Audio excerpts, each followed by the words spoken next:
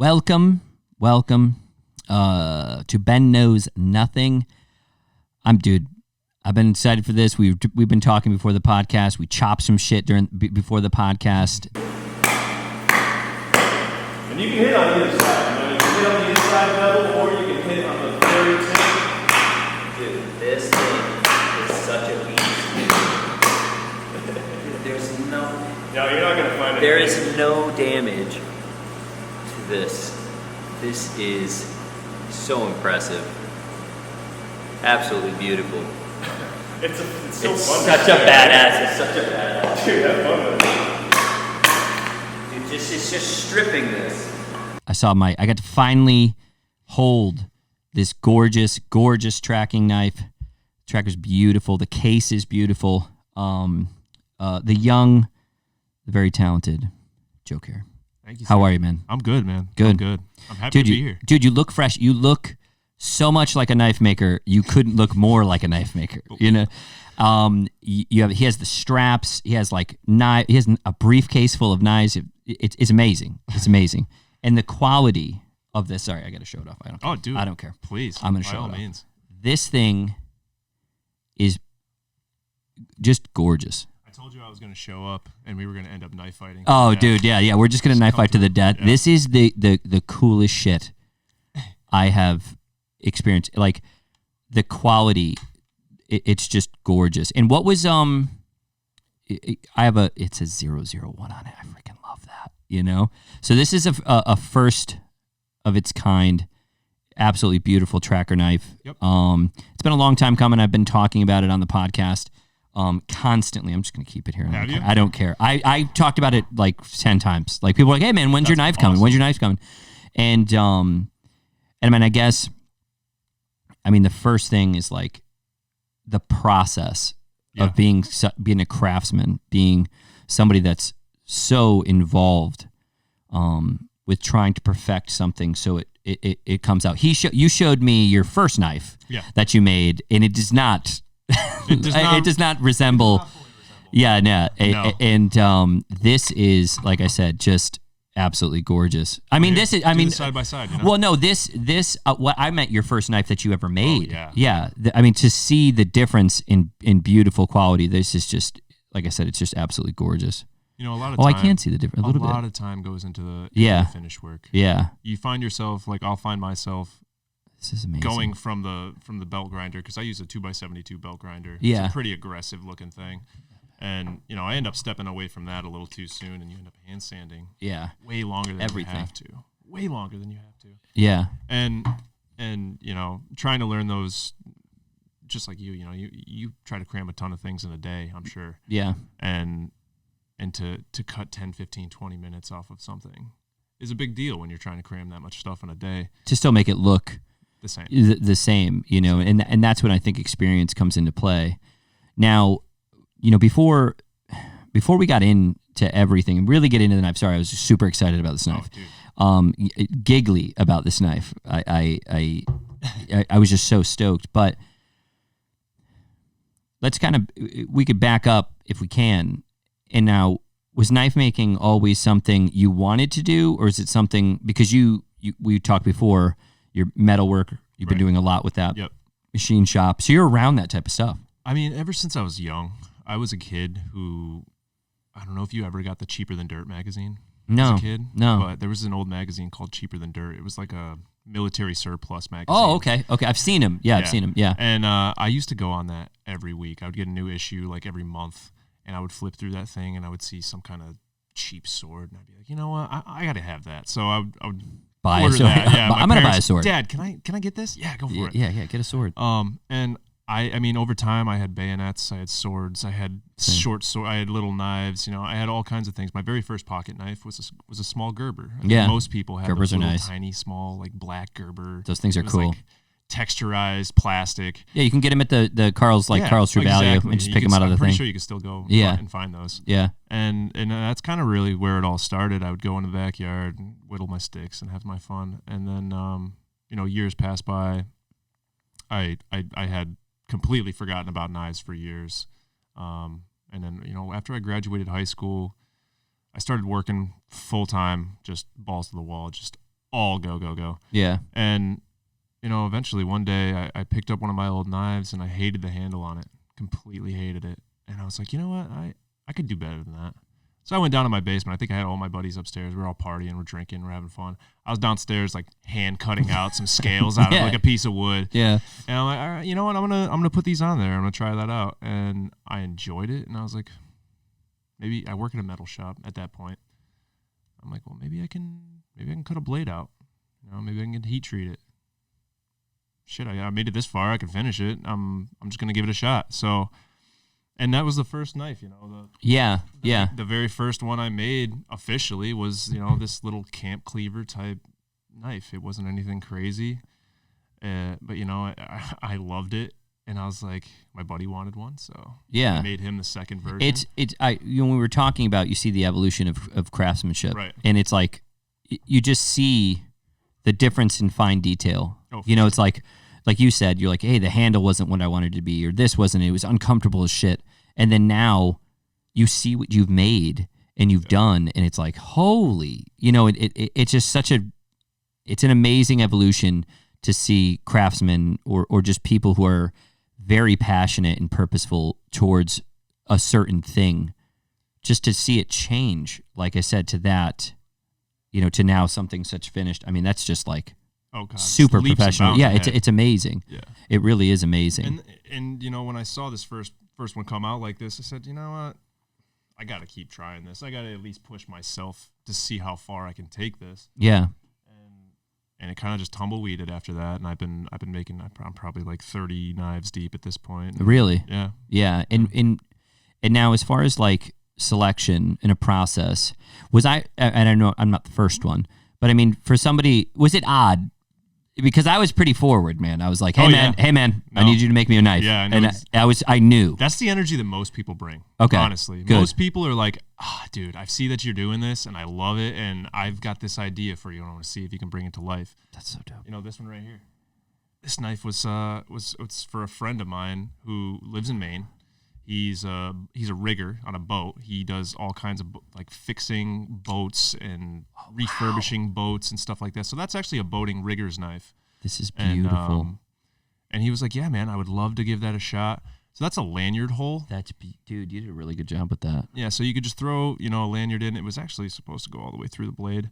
But I had already heat treated it. And I mean, that thing is like 60.5 Rockwell. So if we're talking like, ooh boy. Yeah, we're just talking like fancy metal stuff. The finish, and what would that mean? That just means it's basically a rating on a hardness scale. Okay.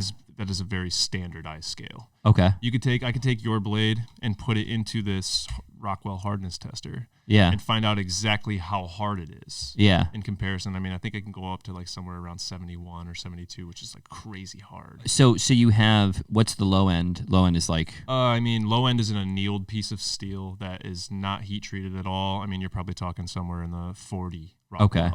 And then these knives are what? These knives that one there is about 60. Yours is about 62.5. Damn right. It's a champion. It's a special steel too. Yeah. What steel is that? It was actually, this is a special batch. So Laren Thomas, he's a doctorate. He has a doctorate in metallurgy. Okay. He's a son. Didn't know that was a thing. That's dope. That's dope. He has his doctorates in metallurgy. It's beautiful. Yeah. Thank you, man. Appreciate it. And so his father was like this like super well-known guy who makes like Damascus, and I mean, he's been in the knife making community for years, makes like chef's knives and all kinds of stuff. Yeah. So this kid must have just grown up around knives. And he just was like, and all of a sudden he was like, you know what, I'm a doctor in metallurgy. Why not take a swing at making my own steel? So that's exactly what he did. He came up with this combination of elements, and they call it CPM MagnaCut. CPM stands for, I don't even remember. I think it's composite. It's a powdered metallurgy. So basically, they take the elements and they powderize them, mix them together, and put them in a mold where they can smelt it down, turn it into a bar of steel.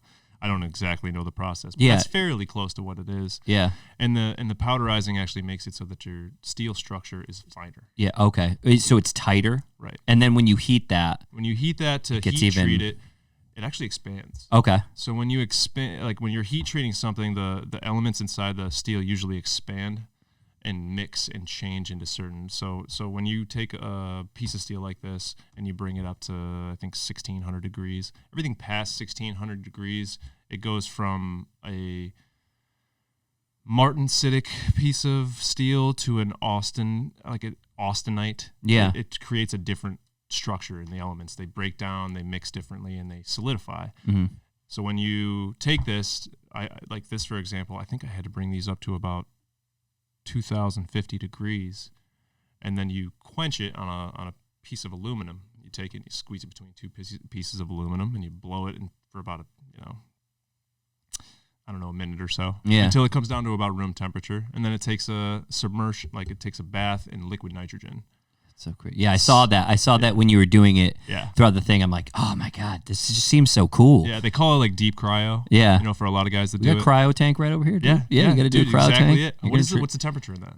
Negative. This is negative 250. Oh, so you're actually in an environment of negative 250 degrees. For 3 minutes. I mean, you're not submerged. You're just like around. You're going to do it today.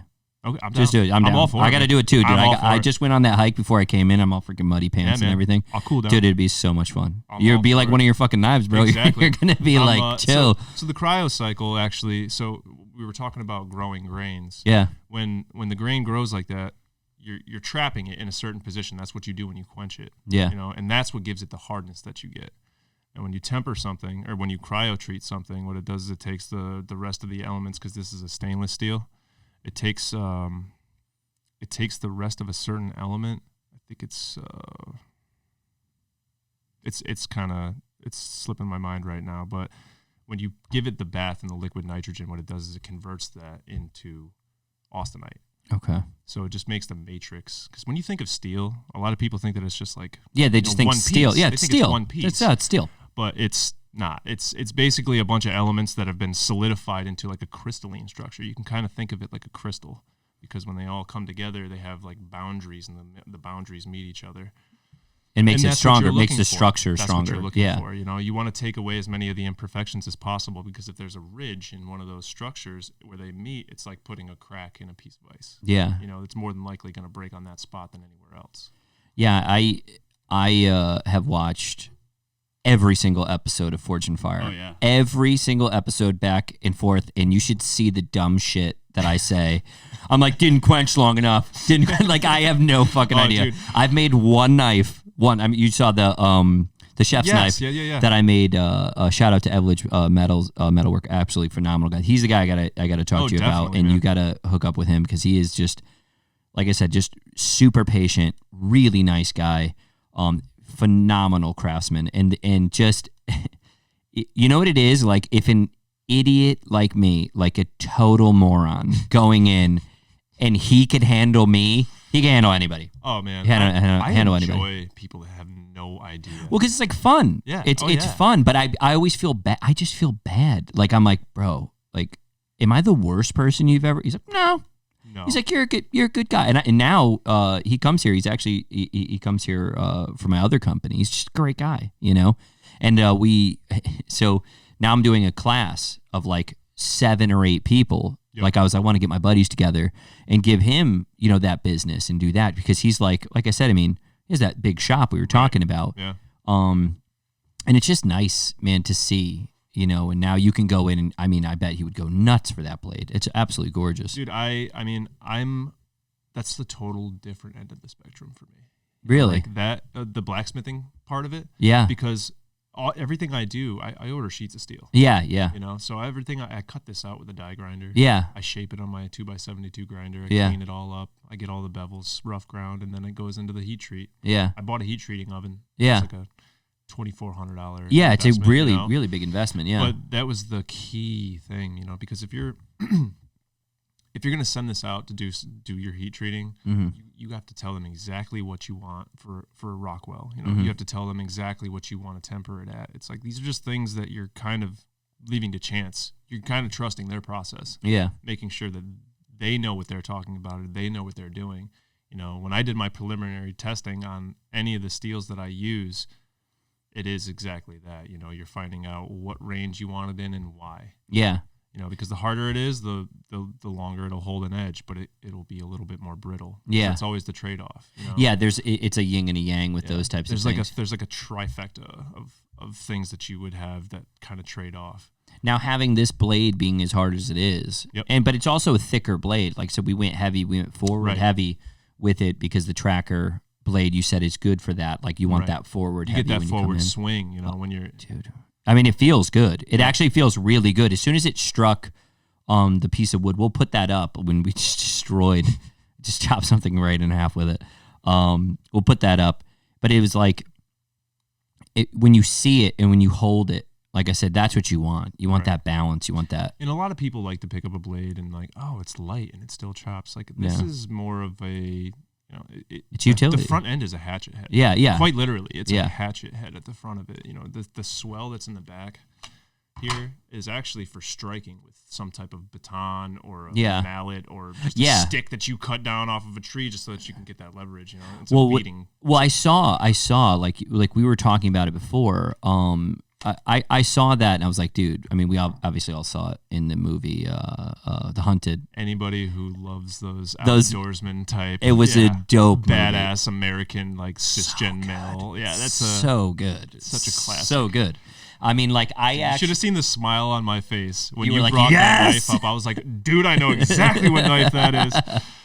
And as soon as, like I said, where you have that that opportunity to make something or create something that you've seen in an iconic thing, I mean, that's got to be cool as shit. It's unnerving. You know, because you're kind of holding yourself to their standards too. You know, you see this blade that, like, I think yours came out. I think kind of idolized. I think yours came out better. It did. I think it came out, and I'm not saying that to kiss any ass here or slap any balls here. I'm just saying. I trust me. That knife is designed to be abused. I wanted it to be abused and still look good. You beat the shit out of it too, man. You hit it with what'd you hit it? An antler with it? Yep. I did an antler chop. I think I chopped a 1x1 spindle probably 10 different times. Yeah. And you did the sharpness test with the rope. I cut a piece of 1-inch braided hemp.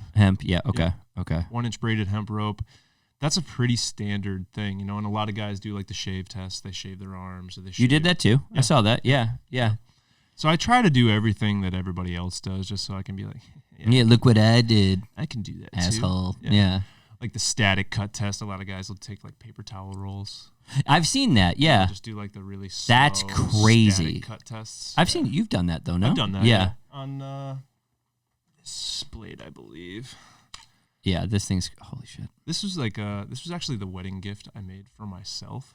This is a good wedding gift. Oh wow, dude, you put those in there. Yeah, with the little knurl. Yeah, it's like the finger gripping. Yeah, that's, I don't know. They call that jimping. Jimping when it's not all the way through. When it's not so deep like that. When it's just kind of like a grip extension. Wow, holy shit. Yeah, this will really go on there.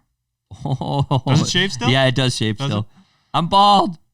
Dude, this thing. My left arm is just permanently less hairy. It's not as hairy. I always shave it off. Dude, shave the other side, bro. Nah, man. I want to shave with your. Dude. Eventually, I want to be like the guy that has hair that's like twice as thick on this side. I want to see you shave, dude. One day, yes, dude. If you do that, you've done it. I've done it. Yeah. If you did it like when I had the super long beard. Yeah, I was just like, I actually just went up to the camera and did it in slow mo and just watched the pieces of hair. That's fall. badass. Yeah. That's badass. This, and what's the wood on this? This is beautiful wood. That is a piece of stabilized yellow cedar burl. Holy shit. Yeah. I really like that. That's really gorgeous. Like that stuff. This is beautiful. This is absolutely gorgeous. And I carried that for about a year before I made this one and started making this one my everyday knife. Yeah, this is much this is much bigger. Yeah. Holy shit, dude, what the fuck? There's no comparison. It's so much bigger. Holy crap. This is gorgeous too. And I love this green. What's this? What is this? Such a special piece. So the guy that made that piece is a guy that I truly love in the knife making community. I mean, he not only is he a wonderful craftsman, like I truly appreciate this guy's work. Yeah. But he puts so much love and care into not only his like customer service, but like the fact that he's really just doing it to push the craft further in the right direction. It's gorgeous, man. Look Yeah. at the difference in on that spine Oh. where you see the difference in the wood. The chatoyance. And yeah. Like it's Yeah. like a reflective.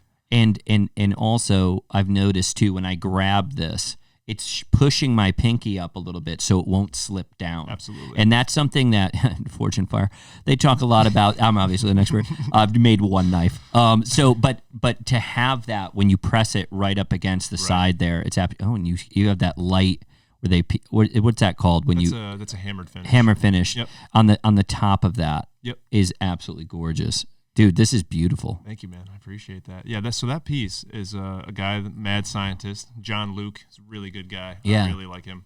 Because not only does he make an incredible product, but he's just an all-around cool guy. I mean, I sat around and sat on the phone with him for like 2 hours while he's drinking, just talking wood and stuff like dude. that. And what wood did we use on this one again? So super special on this and like too. So that is actually carbon dated. That's a piece of bog oak. Bog oak. That more than likely came out of either like a Ukrainian or a Russian like swamp. Oh my God. And that is about 3,300 years old. That's what it was. Yeah, I remember you saying it was old. I said like 3,000, so I was off by. You're I was off off by by a lot. 200 years. Yeah, I was off by. Yeah, just 200 I was just years. off by Just a couple just a lifetimes. little bit.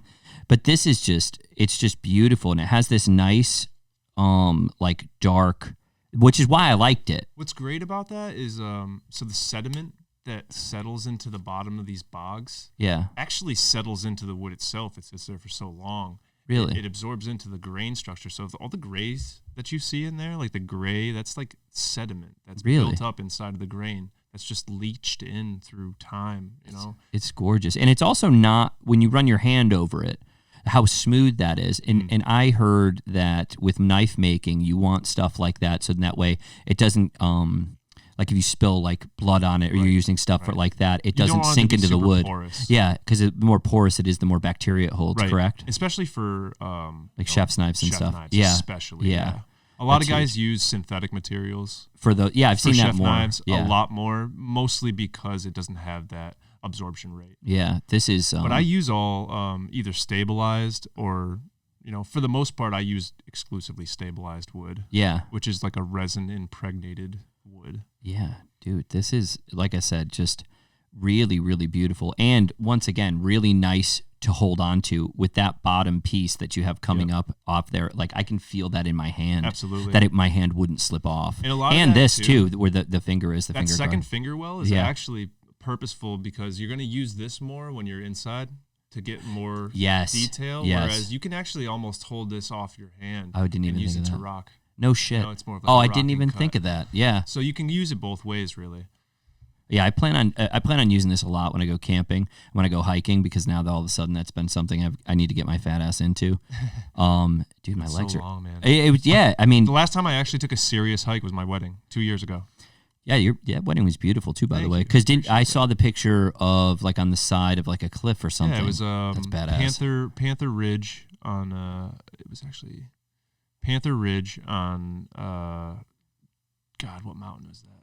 That's badass. Panther Mountain, Giant Sleep, or something like that. That's badass. Yeah, up in the Catskills. I don't know if any of you guys ever go up to New York to hike, or if you go up to New York to hike. I'm gonna go up more. My plan is to do one hike. Well, my plan is to do one hike a week, like one hike, whether it be 4 miles or Right. 10 miles. I don't care. Just it'd be 2 miles. I don't Yeah, care. I think that is like maybe a 6 mile round trip. So that's top not to too bad. bottom. That's like you're gonna. I mean, depending on elevation, because sometimes the elevation's I think crazy it was high. about 1,700 feet. So that's pretty good. That's pretty. You're getting up there. Yeah. You're 'Cause, definitely I mean, getting that up there. cliffside, you get a beautiful view. That's what I was saying. Like that's a beautiful picture. That's We had to absolutely hike gorgeous. that. We had to hike that at Before like you 5 in the morning. Before you, yeah, to 5 in get the up morning. there. Yeah. To do In it. the What time? dark. At what time did you get married? So it's like what you get It married. was at like 6 in the morning because it was right at sunrise, like 6:30. dude, I don't know, man. Like, I don't love you that much. We told all the it was like 10 people total because I mean we're mid-COVID. Yeah, at that yeah. point, you know, that was like pretty. I got much married. right That's at how the I beginning. got married with 10 people. 10 Yeah, people there. 10 That was people. it. I'm That not was it. doing this. Like And everybody, it was like, all right, guys, you're gonna have to be up this time. You're gonna have to hike up this mountain. they're like, great. And, Thank you. Wonderful. Thank you. Awesome. Thank All you. we're gonna give you at the top is just, you know, Uncrustables so that you can survive. Uncrustable and maybe a coconut water. Yeah, maybe. that's it. That's about it. We didn't even supply drinks. You're a son of a bitch. I know. Yeah, going up in like hiking and doing those things. So having a knife that's really good as far as for being like more utility. Right. I thought of, but also, dude, I'll be honest with you, I just wanted something that was kind of badass. Dude, I mean, who doesn't? That's I mean, what I I'm think saying. most guys, when they think of their knife, like, sure, they want it to be a functional piece, but most men, especially like, you know, fairly masculine men, they just want to be able to pull a knife out and be like, ah! I wanted nobody to have this. I'll be honest with you. And I did tell you the story of that I almost gave this to my brother. Yeah, you did. Fuck you. You didn't get it. It's mine. But I thought about it. I thought about it, dude. I really did. And my wife was like, dude, do not. Yeah, he got it in his hands. It was curtains after that. This is so crazy. I'm so glad that I did not give this away. And I can't lie to you, man. There was nights that like my wife kind of went to sleep a little pissed off because I'm like laying in bed next to her, just trying to see the things that I missed. You know, No, like it's I do that beautiful. for probably every knife that I've ever made. Anybody out there who's listening, I've definitely taken your blade to bed with me. It'd be crazy if you had your own little pillow for it, and you're like, "Where was it? What are you doing?" You're like, I put this thing to bed." Why is that on the nightstand? And you're like, "Shh, shh, shh, shh, shh." Okay. It's like, we You're have gonna to tuck fall it asleep in. in like 30 minutes. Who else am I gonna hang out with? Wouldn't it be weird, dude? Like if like that was your thing, like they're like you're in the knife making, Joe actually takes his knives to bed with him, and they're like, oh my god, like when you find out weird things about chefs, and they're like, oh, he, washes the cows with beer at night or whatever, like he softens the meat up for you, but like your thing is like, he takes the knives to bed with him, right? And they're like, that actually, how serious could he be? He's very serious, obviously. Dude, I can't even count how many nights I've brought knives That should be to your bed with thing. me, That man. should be your thing. Like you should really market that. Like you're like, I'll just be each sitting in bed knife, with the dog and the cat, each the wife knife to my right, and comes I'm to just- bed with me, to make sure that the, it's That's my QC that's process. that's just how I deal with it. It's Quality control is just me sitting in bed staring at it obsessively. I mean, and it's a good thing because obviously, like I said, you care about the detail. So I've always been a little OCD. But you know what? I just think it's like you give a shit. I don't even think it's all that crazy of the thing. Yeah. That when people are like, oh, I'm a little OCD, it's like, no, you just give a shit. Like it's okay that you actually care. I would hate to see somebody, point at something and say, hey, what's that? I'd be like, well, no, I overlooked that. Yeah, because that would drive you nuts. That would drive me nuts. Yeah, that would drive you nuts. And obviously, like I said, the quality is there. Yeah. And it's like when it is there, it's like, yeah, no shit. I have guys looking at my stuff and they're like, dude, you really need to stop worrying about your finished work. Well, you have some of the stuff in there that's like the beginning of what it looks like, right? Oh, yeah. So like what something would look like before you even do it. A good example would be this one. Yeah. So Oh, that's see, that's just dope. a regular knife. Okay. That's just roughed out, heat treated, Yeah. and just kind of ready to process. That's crazy.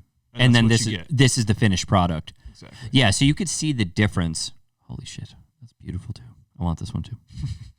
Sold. Oh my god. It's that green again, man. It kills me. Dude, you know what? It's I've come freaking to find out beautiful. blues, greens, and reds. It's just fucking gorgeous. I think between those three colors, anybody will find one of those that they like. Yeah. This, you know what's crazy about this is like when you see the difference, and I know, I mean, because of my extensive knife making thing, making one knife. Yeah. You know what I've noticed is like this to this is so much longer than people think. Oh god. It's so much more work. And then like when you That's the easy part. Yeah, this? Yeah. Yeah. That is what I go to sleep at night staying up probably a half an hour longer than I have to thinking about. This is absolutely gorgeous. I mean, just, same thing. You know what? It's really nice in the hand. And I feel like my hand's not going to slide up into it either. Yeah. Wow. And what was really important about that was the fact that there is no kind of guard. Yeah, There's that's no not guard aspect. Yeah, on it. yeah. So the fact that this is fairly rounded until you actually get to the blade. Yeah. I wanted to make sure that was like that because the last thing I want is somebody unsheathing their knife or, just trying to pull it use it and then cut themselves. Yeah. You know, there's no disclaimer on my knives. If you cut yourself, you cut yourself, dude. Yeah, you're a moron. You deserve what you got. And now, I mean, luckily it's going to be a clean cut. So you'll be able to sew it up fairly. Yeah, you'll be all right. Just have a dog lick your wound. Exactly. And you have like some of the stuff like in the beginning where the handles, because when we went through like choosing what something was going to look like, like how we chose this handle. I'll literally pick up a piece of material. Yeah. Yeah. You know, I'd take something like this. This is a nice piece of Cocobolo. I really like Cocobolo. I think it's a great looking. Wow. wood. Yeah. That's super nice. And I got a friend of mine who's like loves that stuff. He's ordered one knife with it on it. Oh, this looks sick. And you know, and you can go anywhere from like just a basic that's not dyed. That's just, I don't even think it's stabilized. Cocobolo is a very oily wood. Yeah. You know, and then you got composites like this is what they call TerraTough. They make like bearings and like weird, highly wear resistant things. Out Yeah, of the shit. difference, the way that feels. It feels like gritty. It feels like the inside of duct tape. It's like kind of like burlap. Yeah. Okay. You know? It's almost like a burlap, which, you know, and then you got carbon fiber. Yeah, obviously. You know, you got this like the standard layered carbon fiber. But and this will this crack? This because it feels, you know, it does feel like it would. If it's not going to. No. It's tough as shit, right? Isn't this stuff? Yeah, they make freaking cars and carbon shit out of fiber. it. Yeah, I mean, especially once you frames. take the carbon fiber and you impregnate it with resin. It's pretty similar. Like, Yeah. You know how they do boats. Yeah. You know, they'll put the fiberglass over it, and then they'll take resin and paint it on, and all of a sudden it's like impenetrable. Dude, this is beautiful. This is nice actually too. A piece of bago.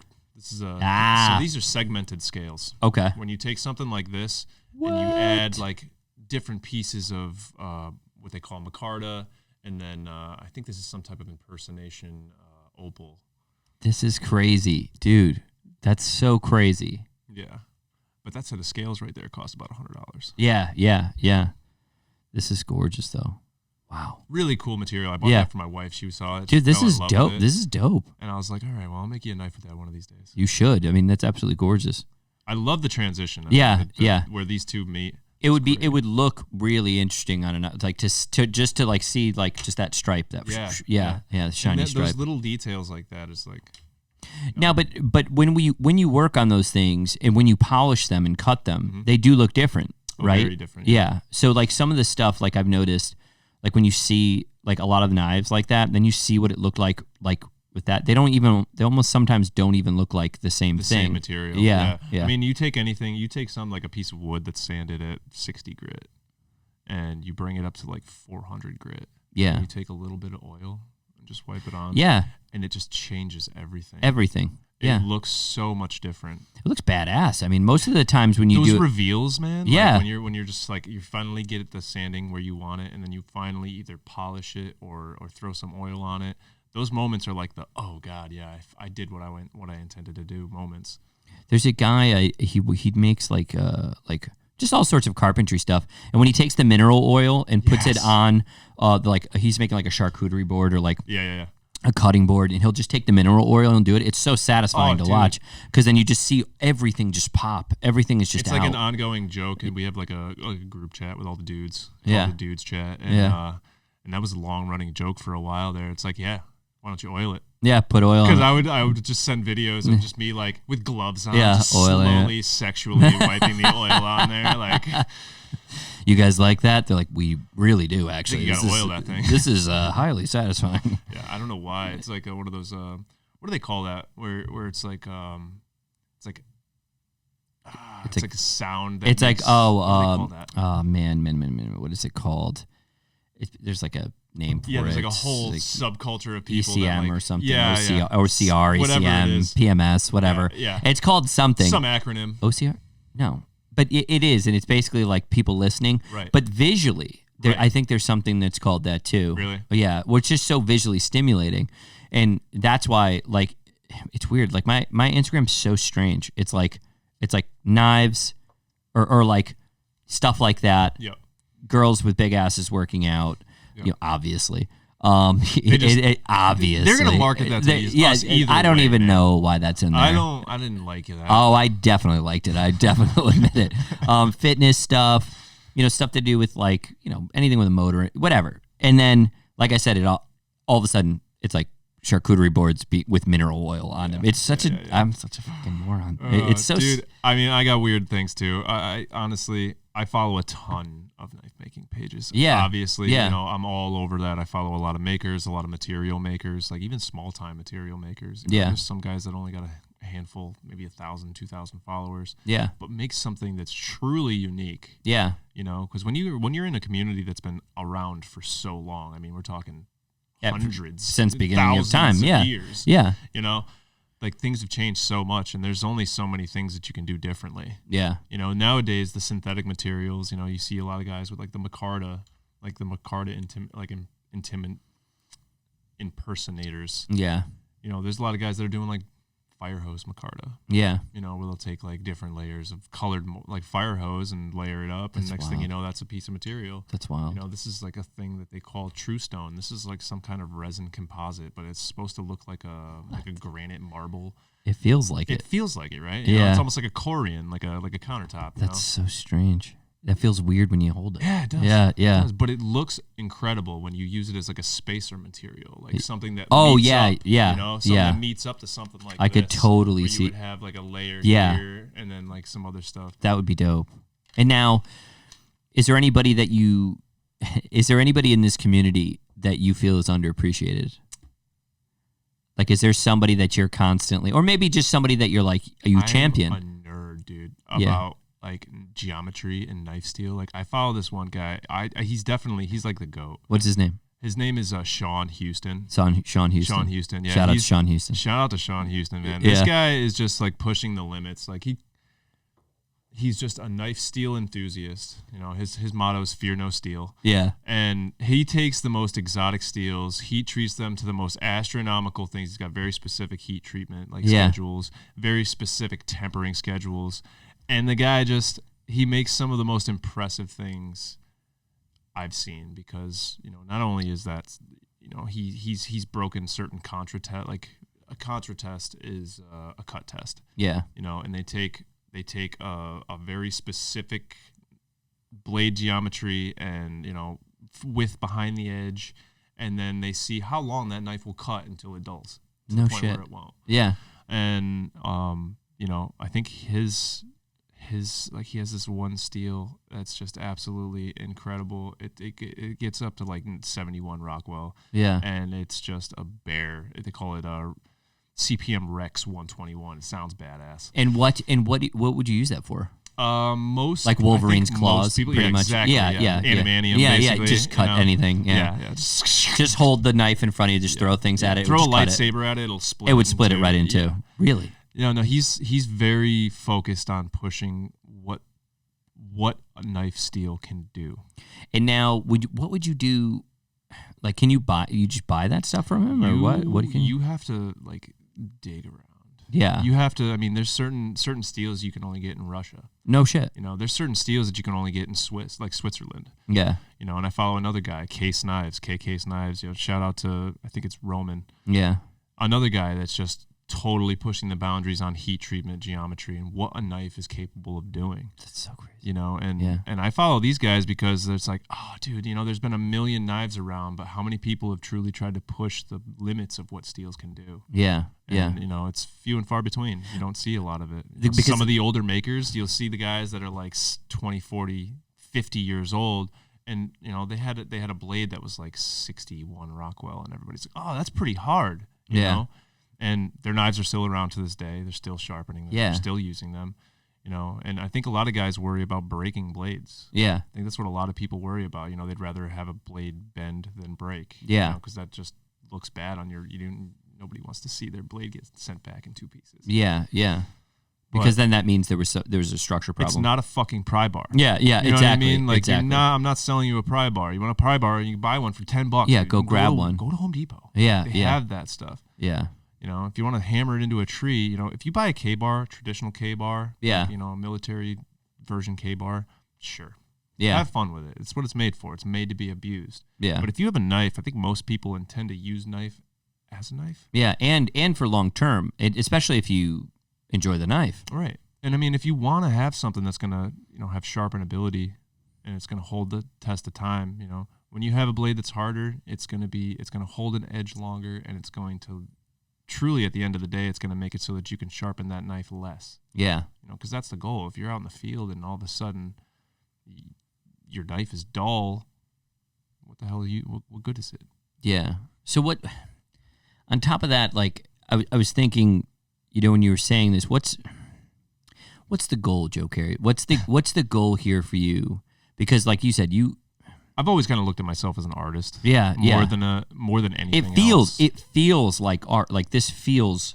I like to say art. that it's a piece of functional art. You know, Yeah. like I try to make highly functional art that not only is appealing to your eye, but appealing to your hand, appealing to, like, you want to pick, it makes you want to pick that thing up and use it for something. Yeah. And realistically, at the end of the day, I think what I want to do is I want people to get the fuck off their ass, Yeah. go outside and use something in nature. Yeah. Make something in nature. Yeah. Because we're losing that, man. We really are. We do not, like the metaverse, like now we got the metaverse. It's Yeah. like people are going to be able to be inside this not real world. I could probably sell knives on the metaverse. Yeah, You know what I mean? yeah. They're like, oh, I got this virtual knife. I got this virtual, NFT of Joe Carey's knife. You know what I mean? Oh my God! And please don't do this. I don't think I'll ever get into that, but Yeah, that's what I mean. You know, like I want to see more people get outside and have some fun with old school. Use your hands. You know, have some fun with things. You know, go butcher a deer. You know, go catch and butcher a deer. yeah. Go see how that feels. But I think it's like even just like getting outside, having something on your side that's utility, having something that's on your side that you're excited to have too. Like I said, the hike today was great. Yeah. But I've also noticed that I think it's just you want to challenge yourself. So like making this knife, receiving this knife, and using this knife all have this quality of elevating you each time. Like you're making the knife. That's a passion project. Right. That's something that's getting your heart rate up. You're using it. You're making it. You're taking the time. Then you're giving it to somebody. They're excited. You saw me, obviously, but I mean, like they're excited to have live it. for that yeah, moment, it's a dude, great, you know? it's a great piece of thing. And now, then I go outside. I'm camping. I'm moving. I'm doing things. I'm, whacking into a tree, getting get it all out. Sharpening a stick, whatever it is. Right. And like I said, just using it to gut a deer, whatever. Which I don't think I would use that, but I'm just saying, yeah, probably not. The gut hook is made for it. It is though, good. You know? You could really pull that. I mean, I think in the movie, I think he actually says He he's like, does. you're looking for their backbone. Yeah, see, I want to, but I don't know if I could, dude. This thing's too beautiful. The power assist. I don't want to fuck this thing up. I really like this thing, but you know what I mean. So it carries over into getting outside, being Right. with nature or whatever. And dude, I find an actual need for it. Well, Like, I mean, as a trainer, I'm sure you feel Oh, that for sure. need to for sure, use your body. for sure, for Use sure. your body. You know Yeah. what I mean? Like I sit at a desk. I do a job that's fairly I run from machine to machine to machine to Yeah. machine. It's very robotic, Yeah, and with this, it's not. yeah, I have to sit back and think about what my next move is. yeah. If I make the wrong move, all of a sudden that beautiful piece of steel is a piece of scrap. Yeah, or it's yeah. going to be a new shop knife. You know Yeah, what I mean? yeah, and we didn't go into this, but I will because I was telling somebody yesterday, and I might have been a little harsh, but so sorry about that. But so what I said was, do you have any? And I can only talk about this in the well, I guess I could talk about it in the competition of male and female, whatever. But so as a dude, I sat there and I watched one of my friends just really decline physically, Yeah. and I really watched him decline also, maybe not mentally, but he's not as mentally sharp as he used to be, obviously. Usually hand in hand. Yeah, so I watched his physical body kind of fall apart. So, we were talking the other day, and I said, "Man, do you like having sex?" And he was like, "Oh, yeah." And I'm like, "When's the last time you had sex?" And he was telling me, he was like, "Oh, a couple weeks ago." And I'm like, "Is it the same as when you were, 10 years ago?" "Oh, Right. no, but it's never the same." And I go, "It is for me." You know what I mean? I was like, taking care of your health, Yeah. making sure that your body is capable. It's like a knife. It's like being 100%. capable, making sure you're pushing your body to a point of getting your heart rate up. I cannot emphasize that enough. Obviously, nutrition plays a huge play in it. And I mean, I'm very nutrition conscious. It's what I do for work. It's what I've done for a career and living. However, that doesn't mean that that makes it harder for me, easier for me to not like ice cream or these high calorie foods that we know have kind of not helped us in certain. And like I said, I'm not demonizing any food here, because I think it's like I do that, dude. I just got back from eating Thai food, and our table was packed full. But I also burned 1,400 calories on top of whatever the basal metabolic rate that I have. So I know that. So it's like, but watching him physically decline and watching him not be as capable, getting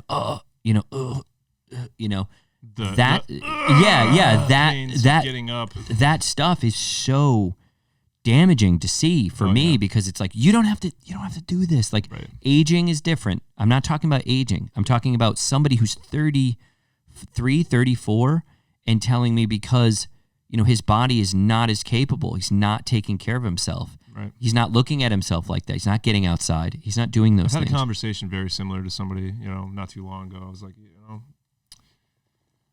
it's like you like to drink, you like to have your fun, you work hard, but it's like, at what point does it feel like the drinking is not like doing anything for you? Are you covering up some pain? Oh, or for sure. Just, you know what I mean? Like, what's the point of it all? And I was like, you're running, no matter what it is. Yeah. Like, you can tell me what you want, but you're running away from something. Yeah, well, running away from the day, even if it was just as simple as you had a bad day. Right. You run away from that you're day. You're just trying to get to sleep, whatever the case may be. And by the way, I super love drinking, and like I love drinking. It's so much fun. But I have no problem with anybody who likes yeah. to casually enjoy their life. I'm just talking about the people. I get what you're saying, though. Actually run from their own lives. True. True. And that's I've been confronting that the last I've been confronting my whole life, but the last couple of years now, like confronting my mortality, confronting my illnesses, confronting my ignorance, basically, because the smoking and the drinking and the compounding of things, the shit food, dude. I love carbs. You hand me a loaf of bread and I will fucking eat it. You'll eat the whole thing. I'll eat the whole thing. No hesitation. Anybody who knows me knows that if they bring bread over and they don't need it, I eat it. Yeah. But now you were saying before, when we were talking before, you're trying to stick to more meats and things like that. I'm literally 100% carnivore for the last month. No shit. Yeah. I mean, dude, I tell people whatever somebody's eating preferences are, I leave it alone because me too. Hey, if it works for you, let it work for you. I am 100% supportive of anybody who wants to eat anything that works for them. Don't care. As long as you're thriving, you feel good on it, that's all that matters. Yeah. And I don't... If you're eating the plants, I'll eat the meat. Yeah, that's fine. Like, you have the salad, I'll eat the steak on top of it. That's it. And that's fine. But I also feel like if you're thriving, you've been talking about, your mortality. We've been talking about like the craftsmanship and everything. And we talked about briefly before we started the podcast that I was trying to not, drink as much or do things that weren't helping me thrive for sure. So hiking, climbing recently. I have some crazy announcements with climbing. Yeah, climbing's been huge for me. I'm having a lot of fun with it. My wife has always wanted to get into climbing. I'm terrified. I'm really? So scared. Oh, I'm really? so scared all the You're time. a heights person? No, dude, I have an adequate fear of heights. Like falling sucks. Like if you slip off, like I'm in indoor. I'm doing indoor stuff now. But at the very top, I've slipped off, and that's even though I know that I'll be okay. Yeah. I'll be. I mean, I guess maybe not. But I slip off. You're like no. Yeah, and you slip off, and then you're like, fuck, dude. I used to be a fuck all that way, man. I mean, I used to like go out and just free climb. Yeah, that's just so crazy. Because I love just to be adventurous. You ever been to Steep Rock? Yeah. And what is that? Barkhamsted? Yeah. So if you go to Steep Rock and you like look over the edge and you see the water in the dam and all that, me and a couple friends of mine, we just climb down one side, walk around the other side, go up the other side. That's so crazy. There's a tree that actually grows up on one side. I've seen. Yeah, you look down. We've climbed down that tree. That's so scary. No, no, thank you. Like we've had some pretty risky situations, but back then I really enjoyed that. But I think you still do. I mean, like right now, if you're trying to get away, like we were saying, from like doing things that are not going to help your life in a real positive way, I think that's the thing. At least that's what I was talking about. You're talking about when it's like, what are we doing, man? Like, Yes. I just feel like I've wasted. At this point, you start thinking about your mortality. You start thinking about this, and it's like I'm wasting time. Well, I made it past 30, so I'm not gonna die. Yeah, now. yeah. You know, it's like I thought, fuck, I'm not gonna make it till 35. Yeah, yeah. You know, but here I am, Yeah. 30, 30 and change, and I'm like, well, I'm either gonna seriously start feeling these things that I'm doing, or I'm gonna do something about it so that I don't have to. Yeah, exactly. And when you're making something, when you're creating something, Mm-hmm. and it's a purpose. Right. You want to continue to do that because you want to see how far you've come. So from that knife before to this knife is massive. And Right. now from this knife to another one, Right. imagine that. Yeah. So it's like, Well, it's like this one, It's Yeah. like I actually was going to bring it with me today. I didn't bring it, but this knife I'm going to be making in Damascus soon. It was my very first gonna be billet dope. of Damascus. that's going to be dope. And it's going to be very similar. It's got a block from the same guy. It's going to have a bronze bolster, just like this one, only it's going to be in a 310 layer ladder pattern. That's so Damascus. crazy. That's so crazy. I love the Damascus layer patterns. I love Damascus, but I love stainless steels. Oh, I love the way stainless looks, but Damascus for some reason, like it's like I like it. It's just the waves, man. It's crazy. I've seen a feather pattern. Feather is beautiful. Feather, dude. That dude I was telling you, Brian made a feather knife, and I'm like, I didn't know that existed. Yep. First off, Yep. so when I saw it, I was like, holy shit. It's pretty amazing how these patterns are invented. Yeah, and I was like, bro, my head, like this knife makes my head hurt because I'm like, I don't like. There's not even a little bit of me that's like, I know how you I did get that. that, You know right. what? You know what I'm saying? Like layered steel. Right. I remember as a kid, I was like, I get it.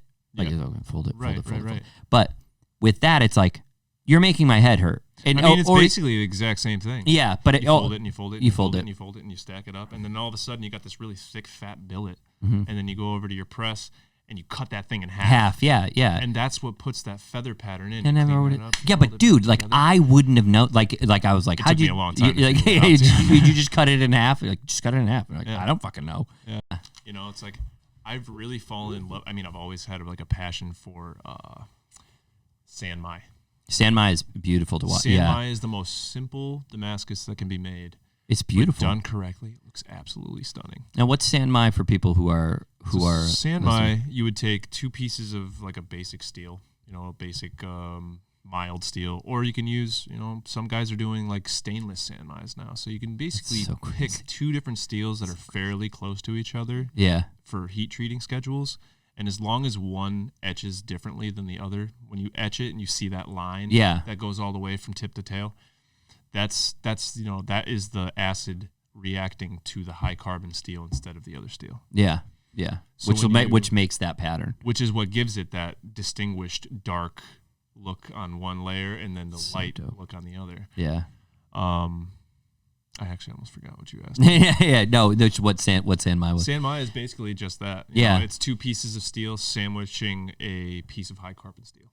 I know there was a guy. I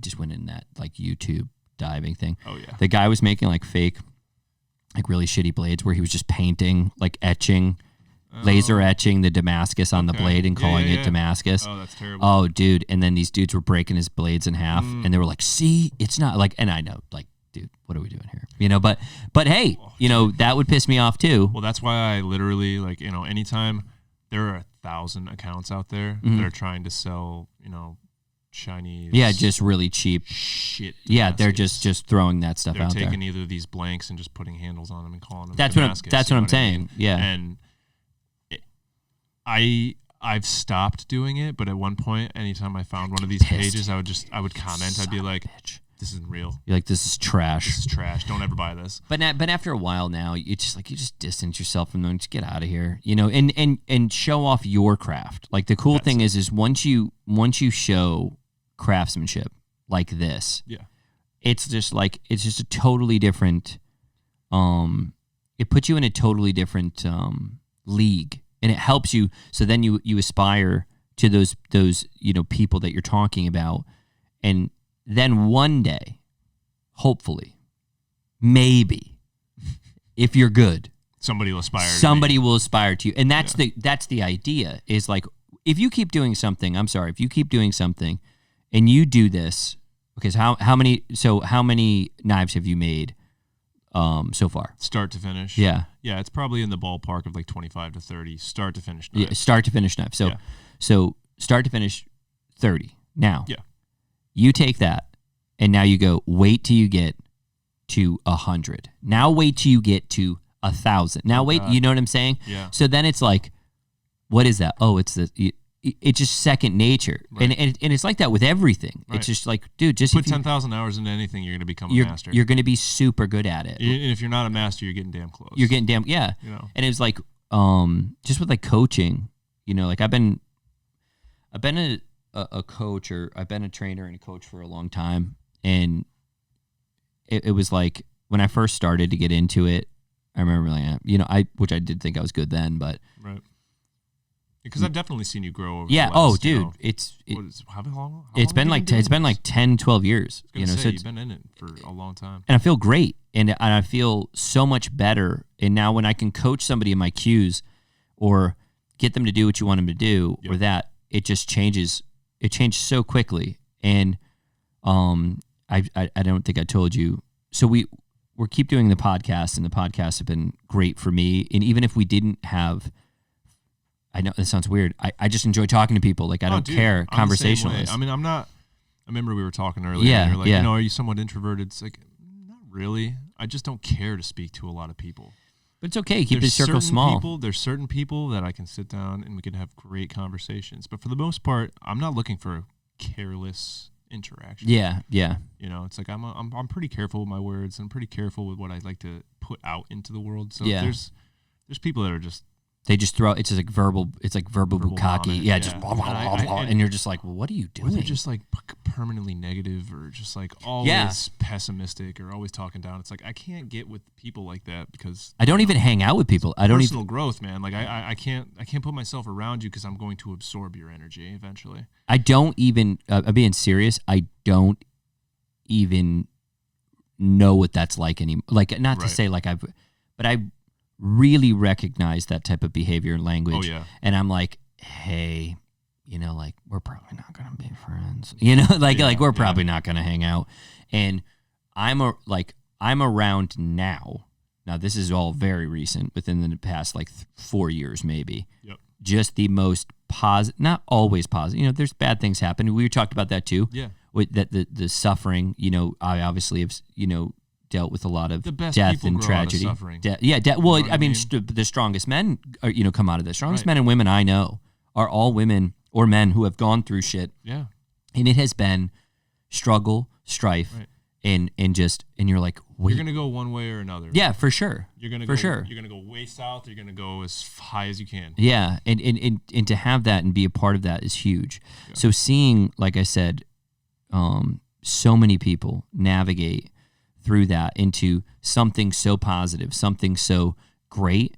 That's what I was saying when I was talking about the podcast, because the podcast, it was like those freaking nicotine toothpicks, dude. They're 10 days off cigarettes. That's man. so crazy that's such a game changer. Zippix, you're saving my life. Dude, I you hope. gotta get sponsored by them. Yeah. Let me see. Zippix, What is what's it? What are they any different? That's a big fucking toothpick.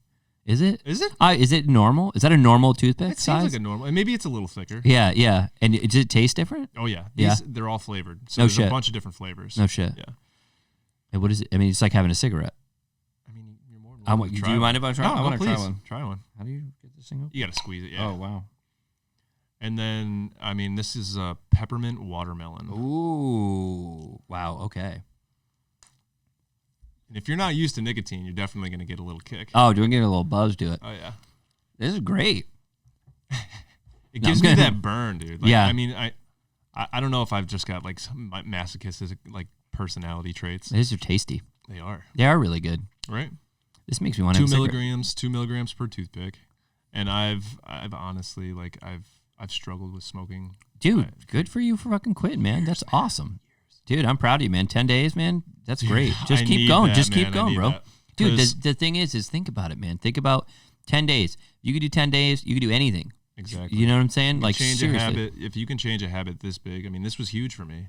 You know, Just for my whole life, Yeah. I've been kind of leaning on them as like a stress reliever, Yeah. an escape from getting out of work for 4 or 5 minutes, or Yeah, that's you know what I mean? Yeah, Like, dude, that's such a shit thing too. I remember when I stopped smoking. Like I'm like, wait, you get to go outside for 15 minutes and my ass can't have. Yep. Like, but so now, and that's what I've been doing. You know, I'm at work all day long. You know, I'm just I've gotten to the chewing point now, through fucking toothpicks. Dude, Yeah, I actually drink my coffee. yeah. So I've kind of like, I haven't planned this, but it worked out this way. I drink Yeah. my coffee for like 6 hours. No shit. So I have my coffee in the morning. I mean, I've still got. And you just reheat it. I'll either reheat it or drink it cold. I don't really Yeah, care it for doesn't the most matter part. because it's just something. But because they're spearmint or peppermint, Yeah. and my coffee doesn't go with that, I don't have my first one until noon or later. No shit. Okay. So I'm like actually pushing it back. The toothpicks. The toothpicks now. And what Like, are I'm those pushing called that again? back. They're called Zip Picks. Zip picks, dude. That's a good idea. I thought like it was genius. These like taste good. My roommate told me about them. I'm like, dude, I need to buy those. Everybody in the house quit. Yeah, You know, that's everybody good. in my house quit. That's good. All basically. I mean, I live with 2 roommates, you know, male and female that are a couple. Yeah, Me and my wife, and then one more guy. that's dope. And I mean, we've been living together for years. Everybody in that house has smoked forever. But not anymore, bro. Not anymore, man. Not anymore, We're in a dude. smoke-free house. Dude, that's a good idea. This is really genius. Seriously, because I wish I had to. Because I did use toothpicks. Yeah. I did use toothpicks when I first quit, yeah. and it worked. They really have those well. tea tree ones, man. It They worked- got the flavored tea tree or the worked- cinnamon ones. It works so well. It works so well. And I think though, it's like if you could do that and you put time and effort into your craft, though, it really does work because over a period of time you see something beautiful like this, you know, and that's what's so great. And I mean this. I really am looking forward to seeing what you're doing. I think that if you in 30 knives can make something look like that, you can make whatever the fuck you want to make, dude. And my biggest thing now is just finding new little processes or new design things or talking to more experienced makers and pushing that a little further every time. You know, different ways to grind, different ways to finish, you know, time cutting procedures. Yeah. You know, anything I can do to make it look better. Yeah. And feel better, you know, because at the end of the day, my perfectionism is just me. Yeah. That's me. That's me trying to reflect myself. Like I don't always feel good enough. I want this to feel good enough. Yeah, yeah, and that's a better feeling. Putting yourself into something, or putting yourself in for a purpose, rather than and we can compare it, I guess, to cigarettes, where you're literally just taking away something. There's no added benefit to your life, none. And I mean, I think for people that do smoke, that adamantly smoke, they do feel it gives them something. You know, for a lot of people, it increases focus. Yeah, for sure, it increases. You know, I think they've actually proven that. No, Anybody it has. That sits down and smokes. They actually have an increased like mental capacity, creativity too. It's huge with creativity because like writers, moment, writers smoke. Like a lot of them do because it actually just engages that focus. Right. However, it's like it's the same thing. It's like, come on, bro. You know, just have a toothpick. Have a toothpick. Have a toothpick. Or, These are great. know, I am feeling a little buzzy on this right now. I'm not gonna lie. Yeah. Because I haven't smoked cigarette in like 12 years. Oh yeah. Yeah. No, just maybe a longer little than bit that. of 15 nicotine. years. Just a little bit of nicotine will do it for you. Those Like I are hated great. the gum. Yeah. I don't like to. No, this couldn't is stand great. the gum or the lozenge. I like just the chewing. So where can people find you? Where can people find you on Instagram? On where they at? I mean, anybody that wants to try to find me, they can find me at Vendetta Knife Works. It's all one word, at Vendetta Knife Works. You can find me there on Instagram. I mean, my name's Joe Carey. Yeah. You can find me on type it in. Facebook. Yep. Yeah. You can find me on Facebook. And are you taking knife orders? I currently have a set of books that Okay. I've got. I think I've got about 10 people on the books right That's now. awesome. That's I think I've actually got one person that just contacted me that wants like 4 or 5 different knives. Well, I have a project for you after this, so I gotta. Oh yeah. Yeah, I do. Okay. I do have a good project for you. So, go, all one word, Vendetta Knives. At Vendetta Knife Works. At Vendetta Knife Works. Actually. Where's my vest? Where's my vest? Where's my vest? Oh yeah, his vest.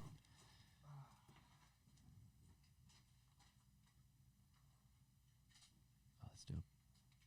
I'm like the only business owner that doesn't have a card. I feel like such an asshole all the time. Oh my god, dude, that's a dope card. Yeah, so Boom, right in there. Make sure that's where you can find him. that is where you can find me. It's got my personal information, email. Yeah, dude, I'm actually gonna give you a bunch of. Yeah, give me a bunch. Yeah. Yeah. So make sure you go out, contact him, and get one of these knives made because, dude, seriously, this is insane. This is absolutely beautiful. Seriously, dude, thank you for this. Dude, and my pleasure. It's my pleasure. I really am looking forward to all you do, and just keep doing what you're doing, man. Dude, I appreciate it, man. Are we out of here? We're out of here. I guess we're out of here. I'm Buzzy, and we're out of here. We gotta go knife fight to the death. We're gonna go knife fight to the death. I might no longer be with you. All right. I'm skinnier than you are, man. I am chunky. All right. Thank you. Oh, dude, and thank you for having me, man. Yeah, it's no, honestly anytime. been a pleasure. Open door, man. Open door. Always. Anytime you want me in, I'll be here. Let's do it. Let's do it. Bye. Bye.